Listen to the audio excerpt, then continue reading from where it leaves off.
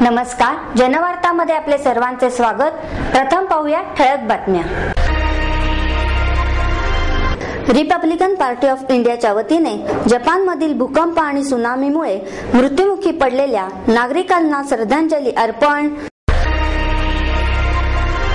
मुरुडकर झेंडेवाले यांनी तयार केले भारतीय क्रिकेट संघासाठी पुणेरी फेटे.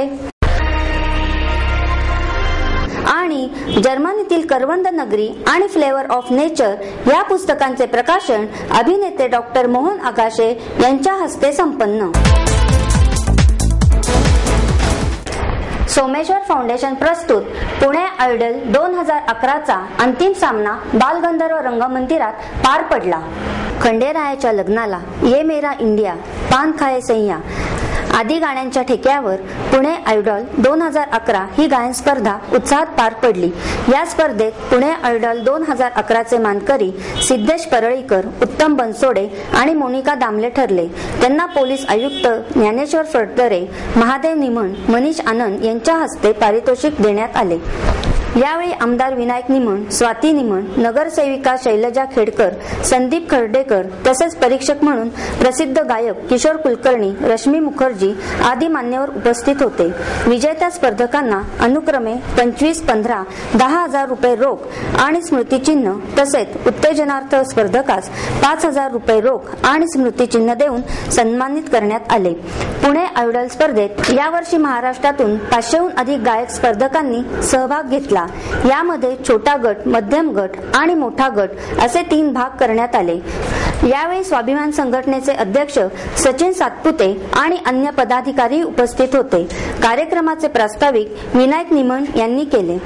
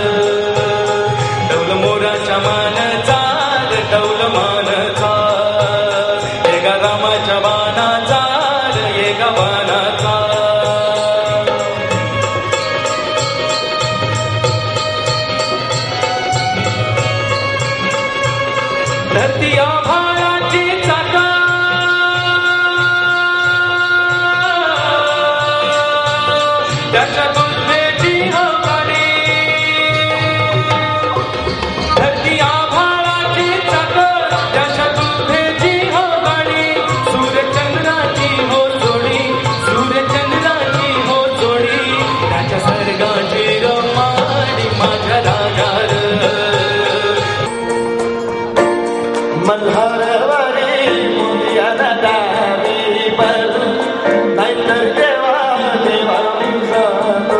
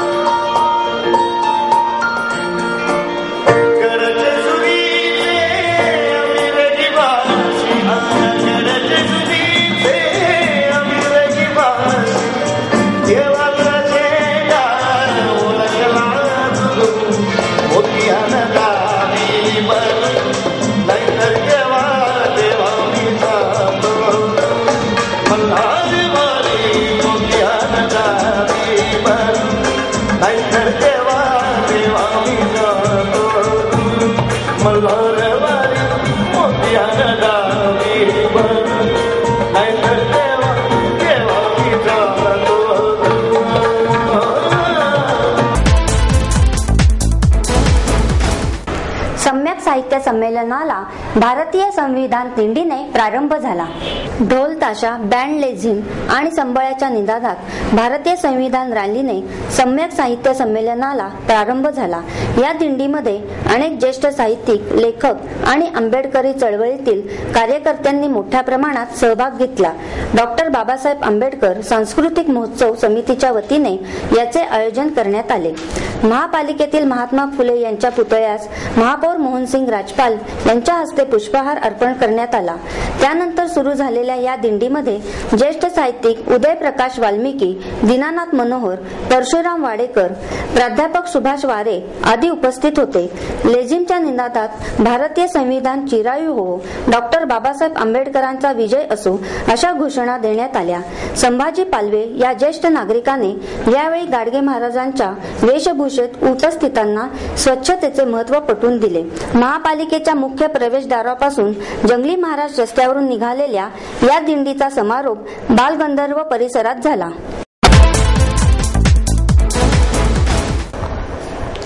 रिपब्लिकन पार्टी ऑफ इंडियाच्या वतीने जपानमधील भूकंप आणि सुनामीमुळे मृत्युमुखी पडलेल्या नागरिकांना श्रद्धांजली अर्पण करण्यात आली. जपानमध्ये भयानक झालेल्या भूकंपामध्ये शेकडो जण मृत्युमुखी पडले. या नैसर्गिक आपत्तीमुळे संपूर्ण जगात दहशत निर्माण झाली. यामध्ये मरण पावलेल्यांना श्रद्धांजली वाहण्यासाठी आरपीआयचे राष्ट्रीय नेते रामदास आठवले यांच्या उपस्थितीत जिल्हाधिकारी कार्यालयासमोरील भारतरत्न डॉक्टर बाबासाहेब आंबेडकर पुतळ्यासमोर श्रद्धांजली वाहण्यात आली.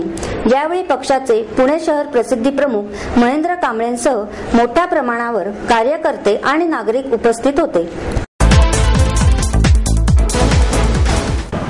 सम्यक साहित्य संमेलनाचे उद्घाटन ज्येष्ठ हिंदी साहित्यिक उदय प्रकाश यांच्या हस्ते करण्यात आले. विश्वरत्न डॉक्टर बाबासाहेब आंबेडकर सांस्कृतिक महोत्सव समितीच्या वतीनं आयोजित सम्यक साहित्य संमेलनाला आजपासून सुरुवात झाली. प्रसिद्ध हिंदी साहित्यिक उदय प्रकाश यांच्या हस्ते या संमेलनाचं उद्घाटन करण्यात आलं. पद्मश्री नामदेव ढसाळ हे या संमेलनाचे अध्यक्ष आहेत. यावेळी रिपब्लिकन नेते रामदास आठवले, सम्यक संमेलनाचे माजी अध्यक्ष दीनानाथ मनोहर, कवयित्री उर्मिला पवार, महादेव जानकर, प्राध्यापक विलास वाघ, संमेलनाचे संयोजक परशुराम वाडेकर आदी उपस्थित होते. मराठी भाषेचा मला खूप आदर आहे. मराठीनेच मला साहित्यात स्थान दिल्याचं मनोगत उदय प्रकाश यांनी उद्घाटनपर भाषणात मांडलं. रामदास आठवले म्हणाले, आम्ही पुस्तक लिहिणारे नसलो तरी कवितेसाठीचा विषय आहोत. सांस्कृतिक क्रांतीसाठी संमेलनाची आवश्यकता आहे असं सांगून ते म्हणाले, समाज क्रांती करायची असेल तर जातीवाद संपला पाहिजे. वेशीच्या बाहेर आम्ही किती दिवस राहायचं असा सवालही त्यांनी यावेळी केला. दलित समाजाला न्याय मिळवून देण्यासाठी समाजाची व्यथा साहित्यातून मांडण्याचा आम्हाला पूर्ण अधिकार आहे. पण समाजाला न्याय मिळवून देण्यासाठी दुसरा कुठलाच मार्ग आम्ही स्वीकारणार नाही, तर आंबेडकरांचा मार्ग सोडणार नाही. अध्यक्षीय भाषणात नामदेव ढसाळ म्हणाले, सम्यकलाच मी दलित साहित्य म्हणतो. मराठी साहित्याच्या साचलेपणा विरुद्धचा समर्थ द्रष्टा उच्चार दलित साहित्याच्या अभिव्यक्तीचा आहे. आज हीच अभिव्यक्ती सर्जनशीलतेतील विधायक द्रष्टेपणा संपून अगतिकतेच्या गर्दतेत गटांगळ्या खाताना दिसत आहे. अस्पृश्यांच्या भाळ्यावरल्या नियतीच्या शापाविरुद्धचे अक्षर वाङ्मयातून अभिव्यक्त झालेले विलक्षण बंड म्हणजे दलित साहित्य अनियतकालिकवाल्यांनी प्रस्थापित वाङ्मयी मूल्यांवर पराकोटीचा हल्ला चढविला नसता तर दलित साहित्याचा मार्ग कितीसा मोकळा झाला असता. दलित साहित्यात आता नुसते दुष्टाचार्यच तयार झाले नाही तर लुंगेसुंगेही निर्माण झाले. या लुंग्यासुंग्यांच्या सवंग साहित्य निर्मितीमुळेच दलित साहित्य थोड्याच अवधीत वैगुण्याने जर्जर होऊन गेले आहे. अलीकडच्या 3.5-4 दशकात भव्य परिमाणे दलित साहित्याने गाठली जरूर. त्या दृष्टीने सर्जनशील वाङ्मयीन प्रवासही केला तरी सुद्धा 1-2 लेखक कवी सोडता ज्यांचे नाव सर्जन मूल्याच्या अर्थाने घ्यावे असे क्वचितच दिसतात, असेही ते म्हणाले. परशुराम वाडेकर यांनी प्रास्ताविक केले तर दीपक म्हस्के यांनी कार्यक्रमाचे सूत्रसंचालन केले. मुरुडकर झेंडेवाले यांनी भारतीय क्रिकेट संघासाठी पुणेरी फेटे तयार केले आहेत.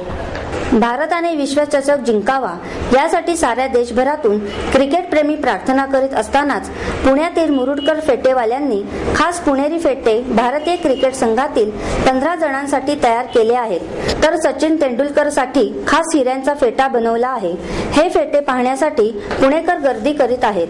15 दिवसात 8 जणांनी हे फेटे तयार केले असून सर्व फेटे तिरंगी रंगात आहेत आणि त्यावर तिरंगाही आहे. फेट्यावर बॅट, बॉल आणि वर्ल्ड कपची प्रतिकृती लावण्यात आली आहे. प्रत्येक खेळाडूच्या साईजनुसार हे फेटे तयार केले आहेत. भारतीय संघातील हिरा असणाऱ्या सचिनसाठी खास हिऱ्याचा फेटा बनवला आहे. अमेरिकन डायमंडचा यामध्ये वापर करण्यात आला आहे. भारतीय संघापर्यंत हे फेटे पोहोचवण्यासाठी प्रयत्नही केले जाणार आहेत. हे फेटे विक्रीसाठी नसून नागरिकांना पाहण्यासाठी ठेवण्यात आले आहेत. माझं नाव गिरीश, मुरुडकर झेंडेवाले. जसा क्रिकेटचा माहोल चालू झाला वर्ल्ड कपचा, तेव्हापासून इंडियन क्रिकेट टीम आपल्या सगळ्यांची फेवरेट टीम आहे. कधी नव्हे इतका भारतीय संघ पॉवरफुल आहे आणि प्रत्येकाच्या मनात ही इच्छा आहे की भारताने हा वर्ल्ड कप मिळवावा. 15 दिवसापूर्वी मुरुडकर झेंडेवालेंचा वर्कशॉपचा ग्रुप जेव्हा ही चर्चा करत होता, त्यावेळेला त्यांनी ठरवलं की आपला संघ जिंकला तर आपण काय करायचं आपल्या संघासाठी. आणि मग आम्ही ठरवलं की वर्ल्ड कप फेटे असं एक वेगळं डिझायनर आयटम आपण बनवायचा आणि तो आपल्या टीमला त्यांचा सन्मान करण्यासाठी द्यायचा. यासाठी आम्ही जे 15 दिवस प्रयोग केले त्याच्यातनं मग आम्ही हे तिरंगी 15 फेटे बनवलेले.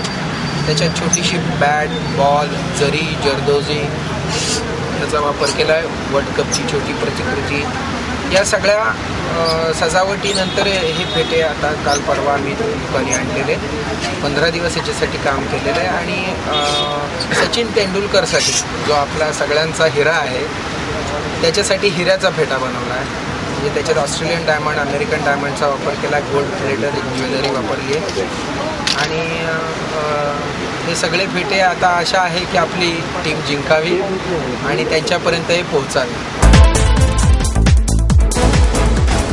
जिल्हा होमगार्ड प्रशिक्षण केंद्राचे उद्घाटन 4 एप्रिलला उपमुख्यमंत्री अजित पवार यांच्या हस्ते होणार आहे.